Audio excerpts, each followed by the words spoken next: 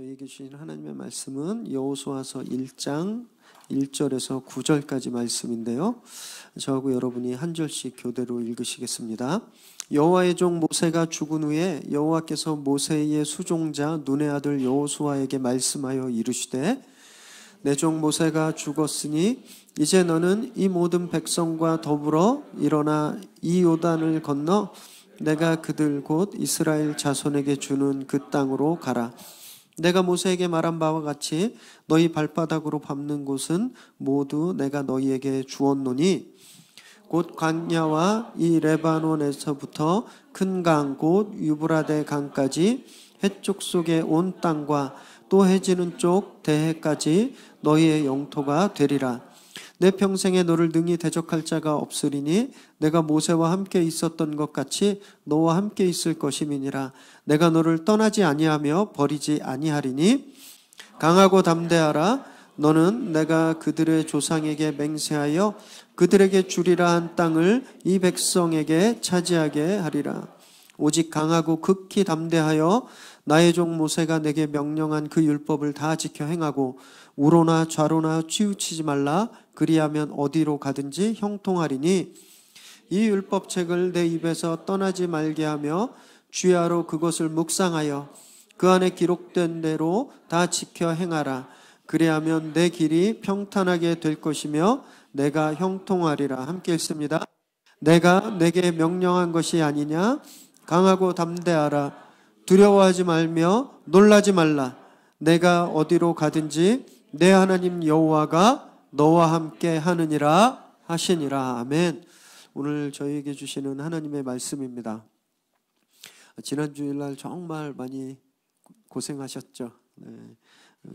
창립 예배를 드렸는데 정말 열심히 섬기시는 우리 성도님들 보면서 막 눈물이 나려고 그랬습니다. 너무너무 감사해서 그날 참석하셨던 손님들이 정말 끊임없이 하셨던 말씀이 제가 너무 복받았다는 거예요. 이렇게 열심히 섬겨주시는 성도님들이 계신 것, 그것이 제가 참 큰 복을 받은 거고, 또 하나같이 인물들이 다 훌륭하시다고. 네, 저희 그때 좀 터치하셨잖아요. 네, 너무 칭찬받고 너무 자랑스럽고 정말 행복했었습니다. 저희가 사실은 3월 셋째 주 3월 19일부터 이곳에 모여서 예배를 드렸지만 공식적으로 우리가 이제 교회입니다. 위례 새로운 교회가 여기 있습니다. 이렇게 출사표를 세상에 던진 건요. 그래서 지난 주일이라고 할 수 있습니다. 창립 예배를 통해서 저희가 교회임을 공표한 거예요.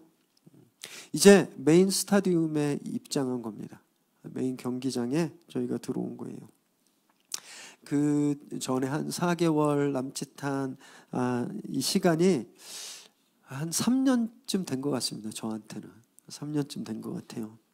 사역의 밀도가 이 부목사 시절과는 비교할 수 없을 만큼 엄청난 차원이 달랐어요. 그리고 담임 목사라는 사람이 어떤 그 자리가 어떤 자리인지 그 무게를 정말 뼈저리게 경험했던 시간이었습니다. 그러고 보면 우리 성도님들도 그러셨을 것 같아요.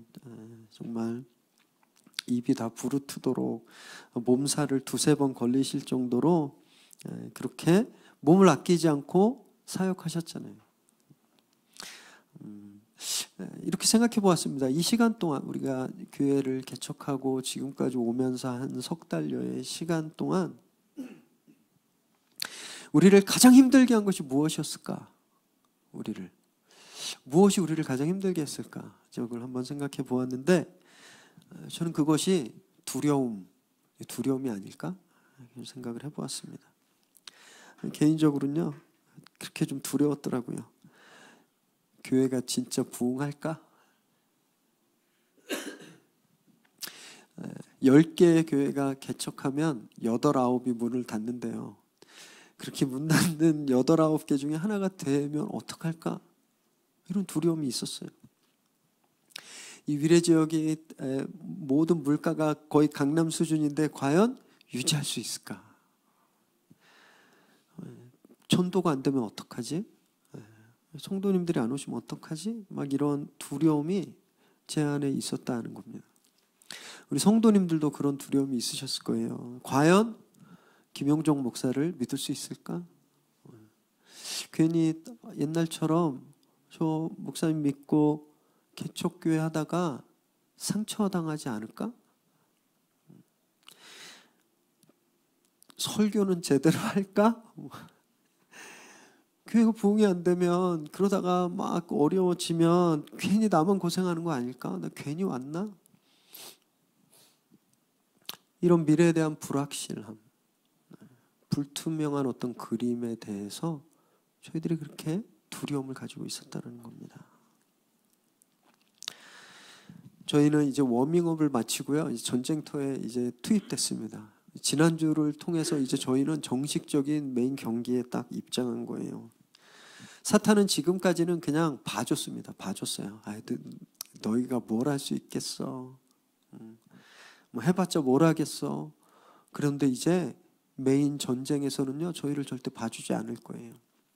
할 수 있는 모든 힘을 다해서 저희를 공격하고 저희에게 대항해 올 겁니다. 저희가 이 전쟁에서 이기기 위해서 무엇을 해야 할까요? 제일 먼저 두려움을 이겨야 하는 겁니다. 운동장에, 그냥 평평한 운동장에 이렇게 폭 한 30cm 되는 줄을 이렇게 두 줄을 쫙 거놓고 이 사이로 걸어가 그러면 못 걸어갈 사람이 아무도 없어요. 뭐 노래하면서 걷고 애들은 깡충깡충 뛰기도 하고 그 폭 30cm 정도의 그 선 안을 잘 걸어갈 수 있습니다. 그런데 똑같은 넓이의 널판지를 천기늘 낭떠러지 사이에 걸어두고 거기로 걸어 그러면 발을 확 뗄 사람이, 그런 강심장이 아무도 없다는 겁니다. 똑같은 넓이의 길인데 왜 그런지 아세요? 두려움 때문에 그래요. 두려움. 내가 여기서 떨어지면 어떡하지? 내가 발을 헛디디면 어떡하지?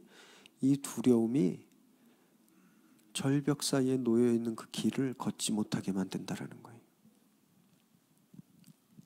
두려움은 저희를 움츠러들게 만들죠. 두려움은 저희를 그래서 무기력하게 만들고 아무것도 할 수 없게 만들어요. 저희는 이 두려움을 이겨내야 하는 겁니다. 어떻게 이겨낼 수 있을까요? 오늘부터 이제 여호수아 시리즈가 시작해요. 뒤에 보시면 파란색으로 시원하게 배너가 바뀌었는데 약 48주간 저희가 말씀을 묵상하게 될 겁니다. 중간에 특별 주일을 뭐 성탄절, 부활절, 신년, 추수감사절을 하면 거의 1년을 저희가 이 말씀을 묵상하게 돼요. 여호수아서를 한마디로 축약하면 여기 까만 글씨로 써 있는 건데 우리 한번 같이 읽어보실까요? 시작. 강한 믿음, 담대한 걸음. 네.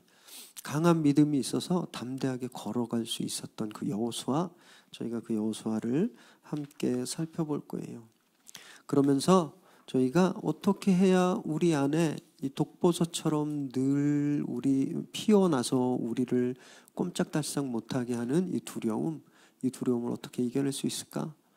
그것을 저희가 함께 찾으시게 될 겁니다. 여호수아서는 크게 세 파트로 나뉘어져 있어요. 가나안을 정복하는 전쟁의 스토리, 그리고 정복한 땅을 분배하는 땅 분배의 스토리, 그리고 마지막에는 여호수아의 마지막 식대를, 마지막 여호수아의 노년의 때를 정리하면서 여호수아라는 사람을 저희에게 보여주고 있습니다. 그리고 이 여호수아의 첫 문장은요, 모세의 죽음으로부터 시작하는데 오늘 본문 1절을 읽겠습니다. 시작. 여호와의 종 모세가 죽은 후에 여호와께서 모세의 수종자 눈의 아들 여호수아에게 말씀하여 이르시되. 네. 어떤 분들은 여호수아가 눈의 아들이니까 눈곱이냐 눈물이냐 이렇게 말씀하시는 분 계신데, 네. 그런 눈이 아닙니다. 네, 그런 눈이 아니고요. 여호수아라는 이름은 어마어마한 뜻이 있어요. 모세는 평생을 가나안에 들어가는 꿈을 꾸고 살았던 사람이, 평생 소원이었습니다. 그런데 단 한 번의 실수로 하나님이 그 꿈을 너 꿈 접어. 허락하지 않겠어 라고 마음 먹으셨어요. 계속 하나님께 여러 차례 하나님 제가 진짜 가나안에 들어가면 안 될까요? 하나님의 그 뜻을 바꿔주면 안 될까요? 이렇게 이야기했지만 하나님은 단호하셨어요. 그래서 나중에 말년에 모세가 가나안이 저기 건너다 보이는 모압 평지의 느보산이라는 데로 혼자 올라갑니다. 그래서 쓸쓸히 그 가나안 땅을 계속 쳐다보고 있어요. 그리고 그 모압 평지에서 죽음을 맞이하게 되죠. 모세의 죽음은요, 모세가 이끌었던 출애굽 1세대가 이제 완전히 끝났다라는 것을 우리에게 말하고 있어요.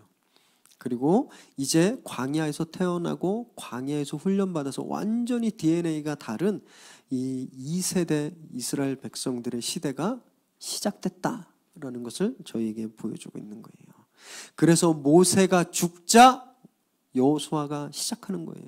모세가 죽자 하나님께서 여호수아에게 나타나셔서 말씀하세요. 이 여호수아란 이름은요, 원래 이 사람의 이름은 호세아라고 불렸어요. 호세아, 구원자, 구원하다라는 뜻의 호세아. 그런데 민수기 13장에 보면 나와 있는데 모세가 이 여호수아 1절부터 무려 38년 전이에요. 그때 가데스 바네아로 이스라엘 백성들을 다 이끌고 처음 가나안의 정탐꾼을 보낼 때 12명을 뽑아서 보냈거든요. 그때 모세가 갑자기 이 호세아라는 사람의 이름을 여호수아로 바꿔줍니다. 이 여호수아의 뜻은 뭐냐 하면 여호와가 구원하신다라는 뜻이에요. 호세아라는 이름, 구원하다, 구원받는다라는 이름이 그 앞에도 구체적으로 누가 구원을 주는지 첨가된 거예요. 여호와, 하나님이 구원하신다. 그 이름이 여호수아거든요. 그런데 이 여호수아를 짧게 애칭으로 예수아라고 불렀습니다. 예수아. 헬라어로는 예수스, 영어로는 제이저스. 그래서 여호수아는 예수님과 이름이 같은 사람이에요. 그래서 그런지 여호수아를 묵상하다 보면 이 여호수아가 예수님과 너무 닮아 있는 걸 보게 돼요. 예수님의 인격을 닮았고 예수님의 성품을 닮았고 또 예수님의 마음을 닮아 있는 것을 저희가 확인할 수 있게 되는 것이죠. 그는 7년간 무려 30번이 넘는 전투에서 승리를 이끌었습니다. 옛말에 이런 말 있죠. 제가 되게 좋아하는 말입니다. 형만한 아우 없다.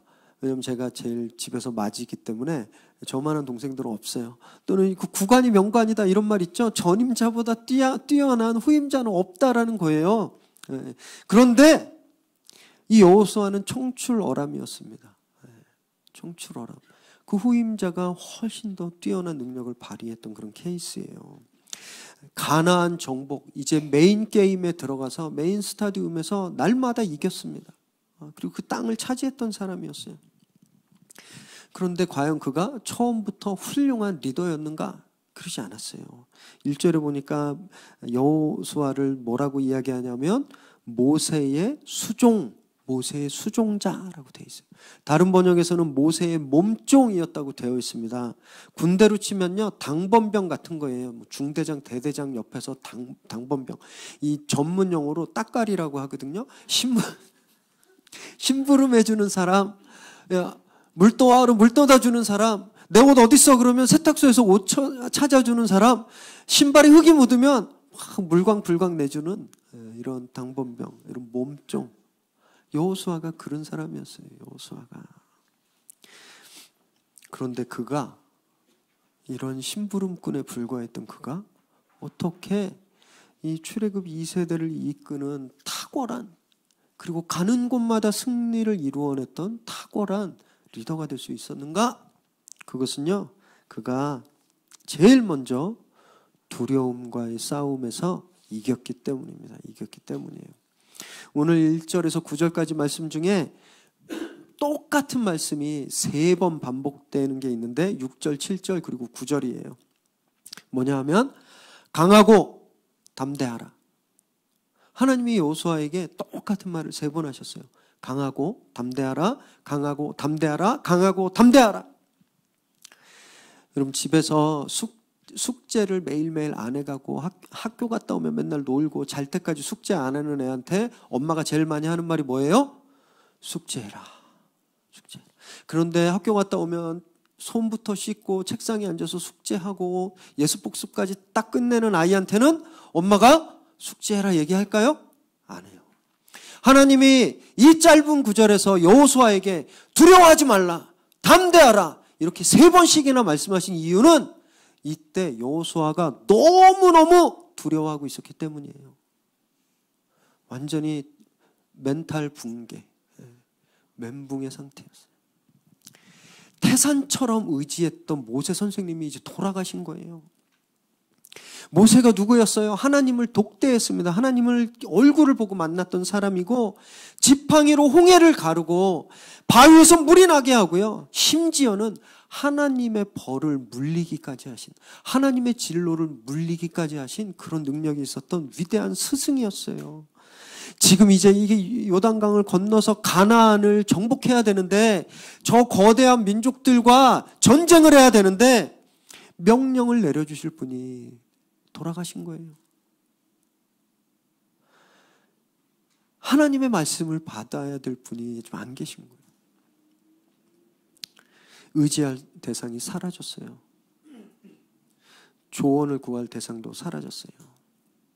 여러분, 두려움은요, 언제 우리에게 찾아오냐 하면 우리가 믿고 있던 대상이 사라졌을 때, 또는 익숙한 상황이 변했을 때 찾아오는 거 아세요? 어제 했던 일을 계속하면 두려움이 별로 없어요. 10년 동안 다녔던 직장을 오늘 또 출근할 땐 제 안에 두려움이 없어요. 맨날 살던 동네에서 5년, 10년, 20년 살던 동네에서 오늘 내가 또 사는 건 두려움이 없어요. 너무 익숙하니까. 믿는 대상들이 너무 많으니까. 그런데 어느 날 실직을 하게 된다든지 또는 이민을 가게 되면 두려움이 생기는 거예요. 익숙한 상황이 끝나버리고 새로운 상황을 맞이할 때 우리 안에 두려움이 있는 것이죠. 제가 또 우리 성도님들이 그동안 가지고 있었던 두려움이 이런 거 아니었나요? 익숙했던 교회를 떠나서 정말 불투명한 이 개척교회에 오시는 것, 그래서 두려우신 거였어요. 이제 더 이상 든든한 울타리가 되었던 그 많은 성도들, 그 공동체가 이제 없는 거예요, 저희한테. 상황이 완전히 바뀌었어요. 전혀 익숙한 상황이 아니에요. 날마다 새로운 상황을 맞이해야 되는 거예요. 이제는 누구 의지할 사람도 없고,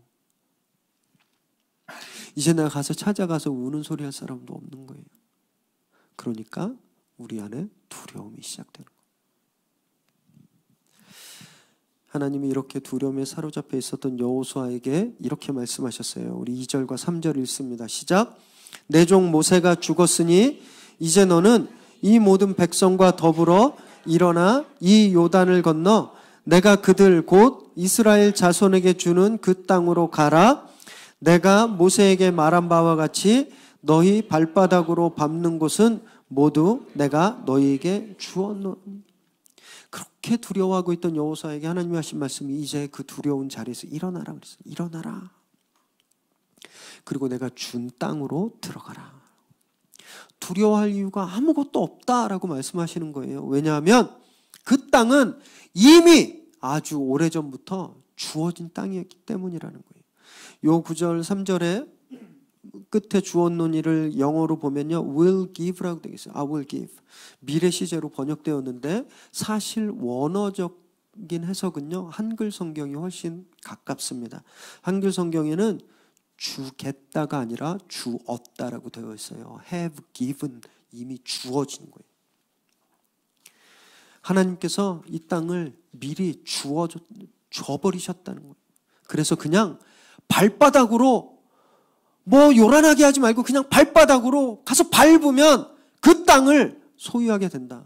두려워하지 말라라고 말씀하시는 거예요. 어제가 월급날이에요.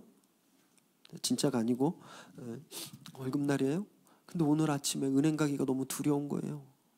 아이고, 진짜 돈이 들어왔나? 갔는데 없으면 어떡하나?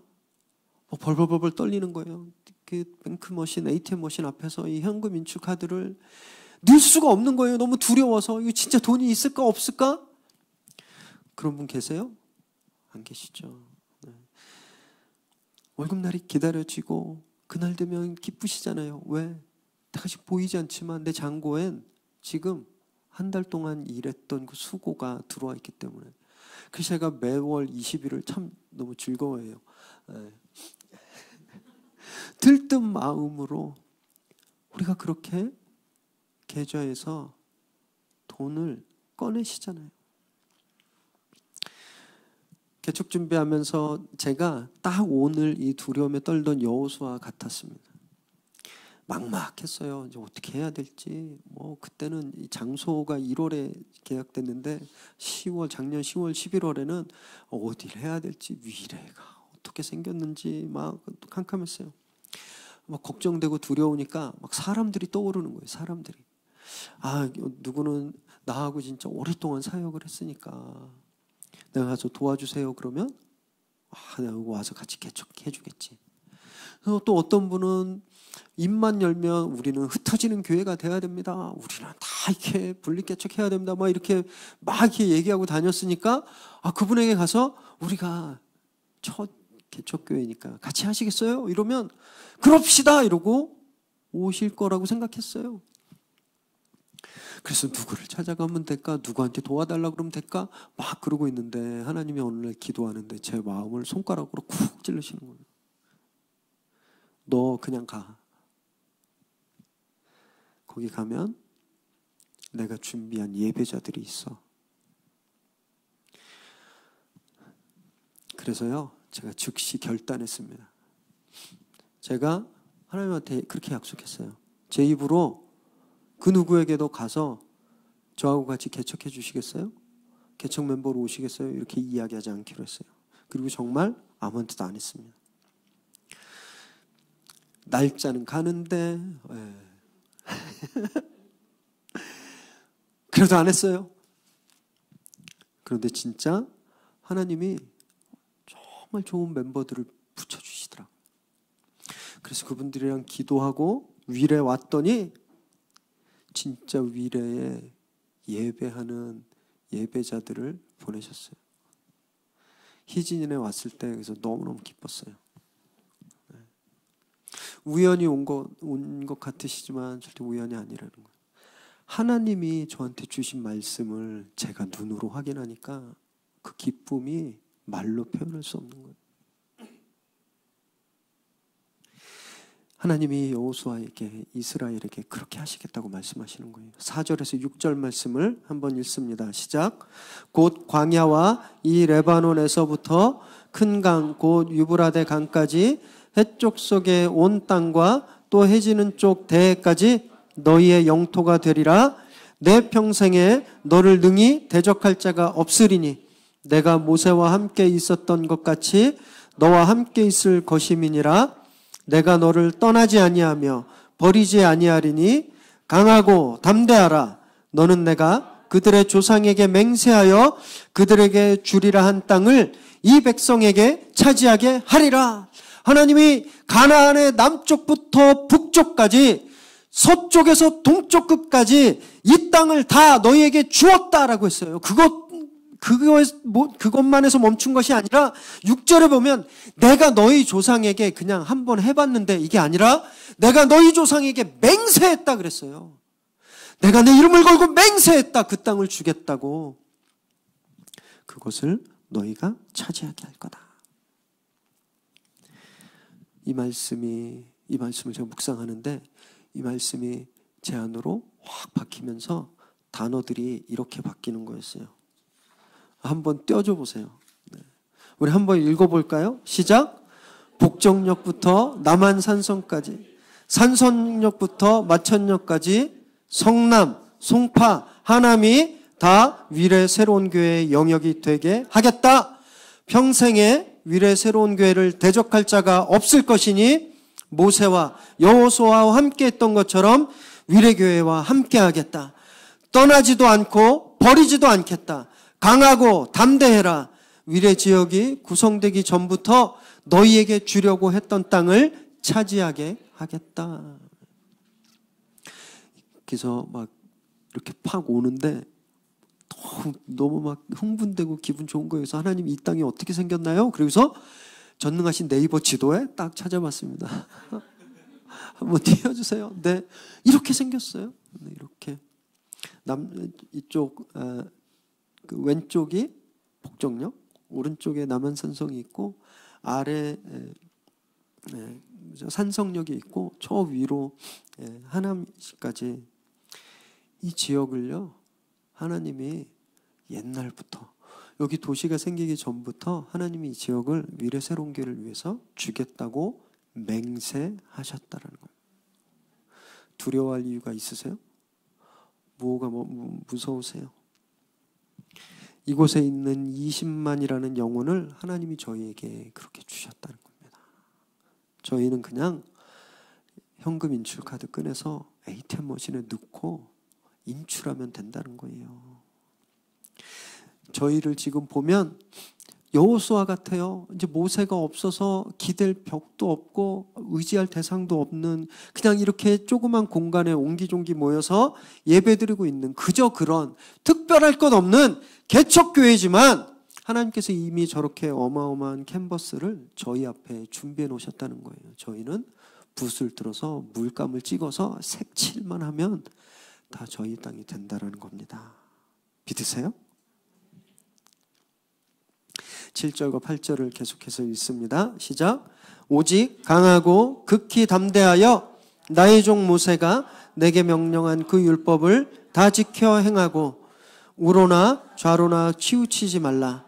그리하면 어디로 가든지 형통하리니 이 율법책을 내 입에서 떠나지 말게 하며 주야로 그것을 묵상하여 그 안에 기록된 대로 다 지켜 행하라. 그리하면 내 길이 평탄하게 될 것이며 내가 형통하리라. 그렇게 하나님이 주신 약속과 비전으로 여호수아가 그 두려움을 이기게 하셨어요. 그리고 하나님이 한 가지 명령을 더 주시는데 그것은 바로 모세를 통해 주어진 그 율법, 그 말씀을 지켜라. 그리고 입에서 떠나지 말게 해라. 아침 저녁으로 묵상해라. 그러면 네 길이 평지를 걷는 것처럼 꽃길을 걷는 것처럼 평탄하게 형통하게 될 것이다 라고 말씀하셨어요. 사람들은요 그런 꽃길을 걷기를 희망합니다. 평탄한 삶을 살기를 원해요. 더 편하게 살고 싶어 하시잖아요. 그죠? 그래서 어떻게 하면 이 인생을 편하게 살 수 있을까? 돈이 많으면 되겠다 생각하는 거예요.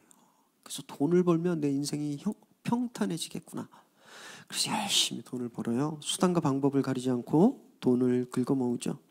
우리 부모들은요, 우리 애가 반에서 1등하면, 전교에서 1등하면, 전국에서 1등하면 얘가 평탄한 삶을 살겠다라고 믿어요. 그래서 어떻게 하세요? 새벽부터 밤늦게까지 학원 셔틀. 제가 그런 분들을 보면서 와, 그 정성으로 공부를 하시면 엄마도 서울대 가겠다 막 이런 생각이 들어요. 어떤 분들은요, 어느 지역에 투자하면 좋을까? 어디에 투자하면 건물값이 안 떨어질까? 막 그래서 거기에 투자를 해요. 그래서 거기 건물을 사놓으면 나중에 은퇴 후에 노후에 형통한 삶을 살 수 있겠다라고 생각하시는 거예요. 여러분 진짜 그렇게 될까요? 정말 돈을 많이 벌어놓으면 우리 애가 인류대 가고 대기업 취직하고 스펙이 올라가고 성적이 올라가면 진짜 얘 인생이 형통하게 될까요? 뜨는 동네에 위례 동네에 건물 사놓으면 우리 은퇴 후에 우리의 삶이 그렇게 형통하게 될 거예요. 그 확신하고 계세요? 여러분 지난 2000년간요 또 없이 많은 직업이 생겼다 없어졌다 생겼다 없어졌다 생겼다 없어졌다 그랬어요. 새 지구의 절반을 점령했던 제국도 1000년을 간 제국이 없었어요. 영원한 건 아무것도 없었습니다. 그런데 어떻게 확신하세요? 돈이 많으면, 우리 애가 성적이 좋으면, 내가 뭘 가지고 있으면 내 인생이 형통하게 될 거라고 어떻게 믿을 수 있냐라는 거예요.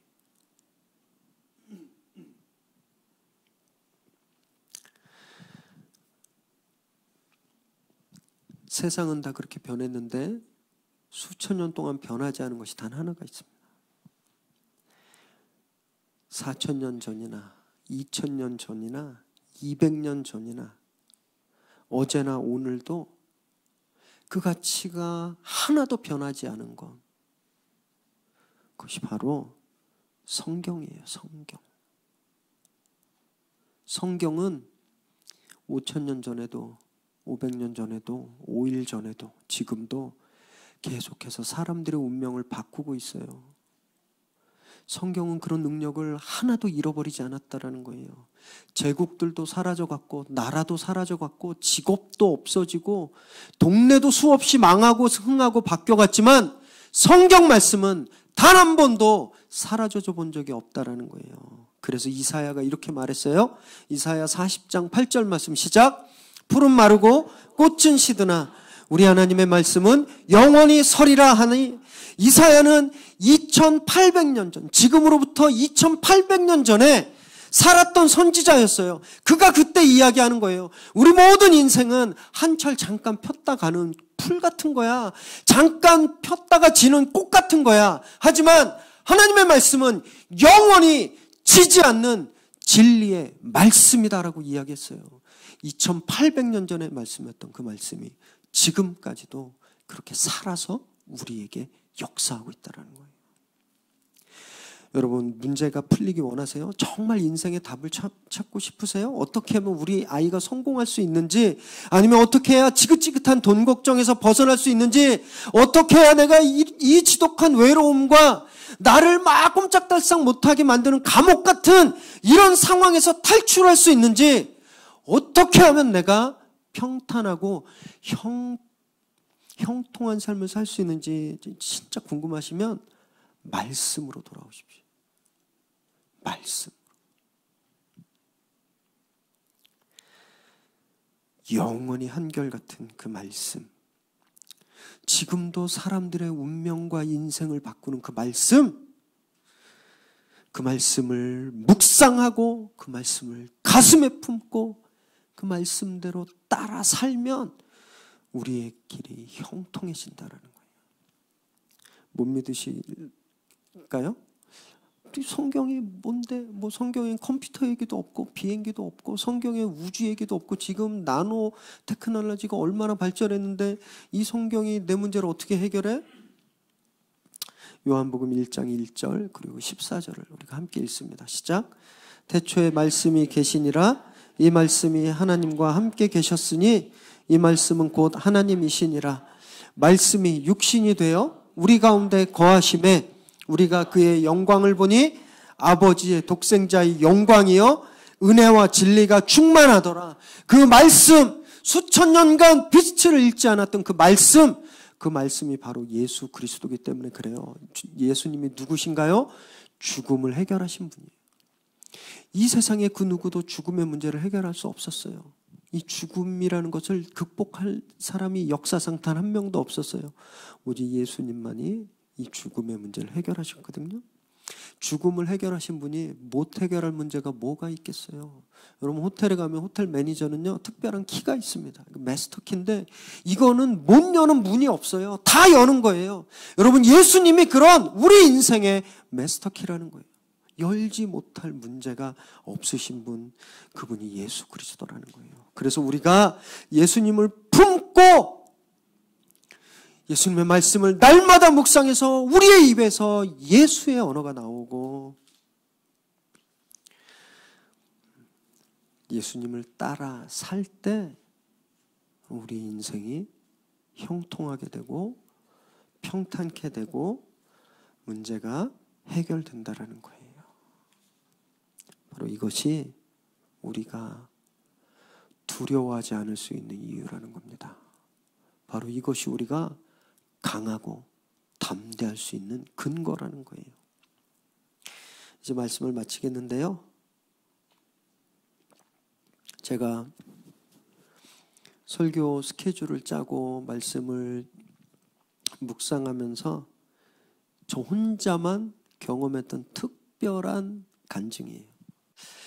나눠드릴까 말까 하다가 나눠드리려고. 3월부터 새벽 예배를 저희가 개척하는 첫 주부터 새벽 예배를 시작했어요. 보통 개척을 처음 하면 성도님들도 그렇고 개척한 교육자도 그렇고 일이 너무너무 많기 때문에 보통 6개월 이상은 새벽 예배를 안 해요. 새벽 예배. 그런데 저는 새벽 예배를 안 하면 더 힘들어질 것 같아서 기도해야지. 교회는 기도해야 되는 데잖아요. 그래서 그냥 첫날부터 새벽 예배를 시작했어요. 본문이 야고보서, 베드로 전후서가 본문이 주어진 거예요. 저희 모교회 거 갖다가 2달 썼잖아요. 정말 희한한 게 내용이 교회는 어떤 곳인가? 성도들은 어떤 훈련을 받아야 되는가? 어떤 마음가짐으로 교회를 세워야 되는가? 이것이 계속 그 내용이었어요. 그래서 참 희한하구나. 이렇게 좋은 말씀을 우리에게 주시네. 참 우연의 일치구나. 이렇게 생각했어요.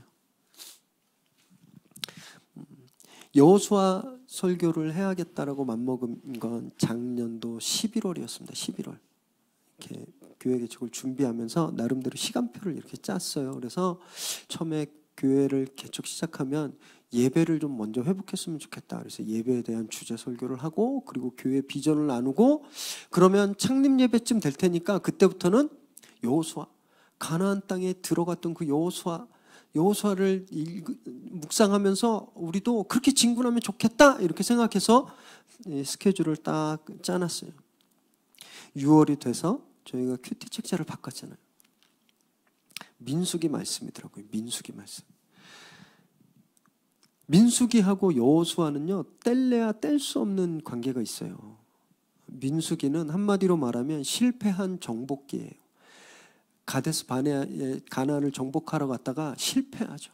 그래서 38년을 유람하면서 훈련을 받는 이야기, 1세대의 이야기가 민수기에 있다면 여호수아는 성공한 정복기예요. 여호수아서는 그 땅에 들어가서 실제 점령하고 승리한 기록들이 있는 책이거든요. 그러고 보니까 새벽은 반면교사예요. 묵상하면서 이렇게 하면 안 되는 거구나. 이렇게 하면 안 되는 거구나. 주일 말씀은 뭐예요? 모범답안인 거예요. 이렇게 해야 되겠다. 이렇게 따르면 되겠다. 내가 이렇게 하면 되겠다. 그거를 딱 깨닫는 순간 소름이 쫙 돋는 거예요. 여러분 큐티 책을 편찬하기 위해서 최소 6개월 전, 3년 전에 편집회의를 하거든요. 근데 그분들이 우리가 6월에 창립예배를 드릴 줄 어떻게 알고 큐티책을 저 본문을 저기다가 넣어놓았을까요?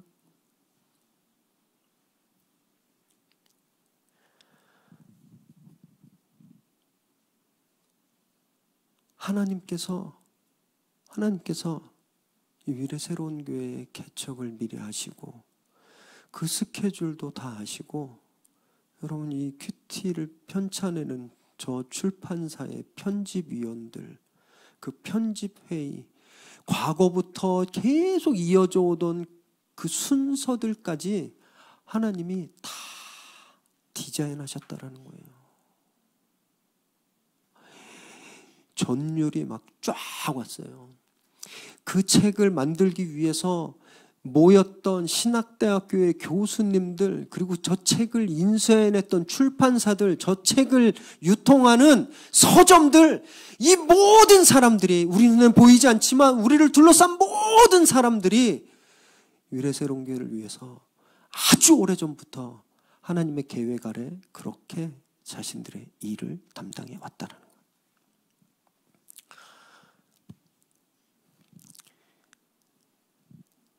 위성에서 쫙 줌밍인을 하면 잔디밭에 있는 개미의 다리를 딱 볼 수 있어요. 그것만 보여주면 이게 뭔지 몰라요. 그런데 갑자기 이 위성 카메라가 쑥 하고 줌밍 아웃을 하면요, 시야가 확 넓어지는 거예요. 개미다리였는데 잔디가 보이고 집이 보이고 마당이 보이고 동네가 보이고 나라가 보이고 나중엔 지구 전체가 보이는 것처럼 제가 그런 경험을 했어요. 왜 여호수아일까? 그냥 나는 설교만 준비하는 목사인데, 여러분은 안 그러세요? 난 그냥 지난주에 지지난주에 그냥 예배 왔기 때문에 오늘 그냥 예배 와서 앉아 있는데, 내 삶은 아직도 나를 괴롭히는 문제들이 있는데, 우리 애들 때문에, 남편 때문에, 또는 아내 때문에, 아니면 경제적인 문제 때문에, 직장 때문에 나는 이렇게 힘들고, 그래서 그냥 이 시간이 아무렇지도 않고 이 교회에 나와 있는 것이 전혀 특별하지도 않은 그냥 그저 그런 소소한 일상인데, 하나님의 렌즈로 쭉 당기니까 지금 우리를 이 시간에 여기에 앉아서 이 여호수아 말씀을 묵상하게 하시려고 하나님이 수많은 사람들의 인생을 조절하셨다는 거예요. 하나님이 이 세계를 그렇게 맞춰 오셨다라는 거예요. 이 세상을 구부려서 지금 이 시간, 이 특별한 시간을 우리에게 주셨다라는 거예요. 두려울 게 뭐가 있겠어요?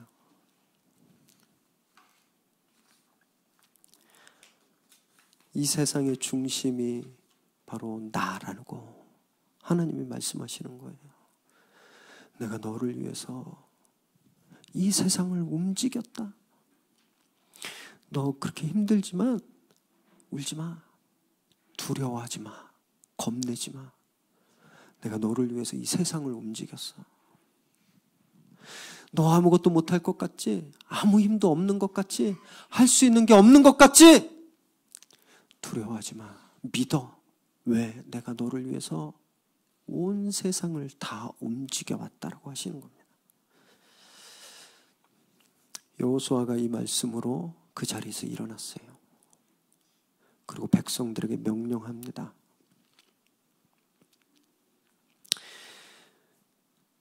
하나님이 하셨다는 그 강한 믿음을 가지면요, 두려움이 기대감으로 바뀌는 거예요. 하나님이 어떻게 하실까?